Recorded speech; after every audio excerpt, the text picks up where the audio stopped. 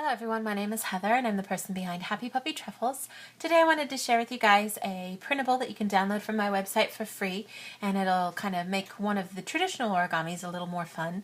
There's one of the traditional origamis is referred to as a snapper, kind of like the snapper that we made a little while ago too, that looked more like a toothy sort of dinosaur or lizard of some kind. But this particular one just kind of looks like this, and you kind of move it and it opens the mouth. And I suppose you could look at it in a lot of different ways of what kind of animal you wanted it to be. But to me it just kind of looked like a little bird with a big beak.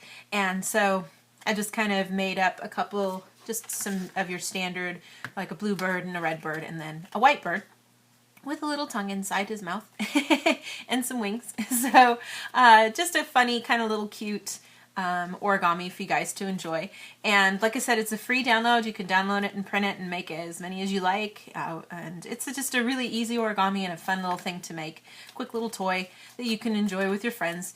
So yeah, I'll have all the links here for you guys to download those, of course. And let me go ahead and show you guys how to fold it up so that you can finish this once you get it printed out. You'll need to first cut along the little dotted gray line that's around the outside so that you can get a square piece of origami paper. And then I'm just going to go ahead and start off here with my color side facing down. Now I want to first start by just folding my paper in half diagonally, making a nice big triangle. Do the same thing going the other way too. Then open everything up and we're going to do a blintz base, or a zabuton base as we say in Japanese. Go ahead and just fold each of the four corners to the center. And this is a good practice origami. If you're really just starting out origami, it's a great way to practice making good creases and all those kinds of things. It's a great way to do those kinds of steps. So you get something like this. Flip it over, and then here just repeat those steps, folding those into the center. Now be careful because it's really easy to accidentally snag on these little pockets and accidentally tear your paper. So sometimes instead of just going straight across, you want to kind of get it started and just do half and half so that you don't accidentally come into that area the wrong way.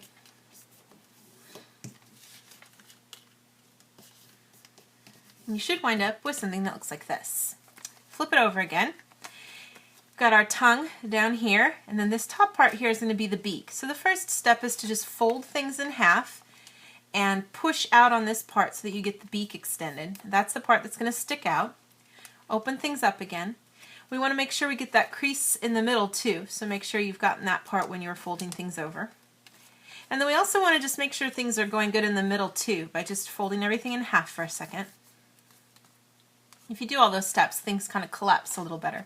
Get the beak out again, pinch on the wings, and then let the mouth come in on its own. So you've got these three areas going down with a valley crease, and this top one going with a mountain crease.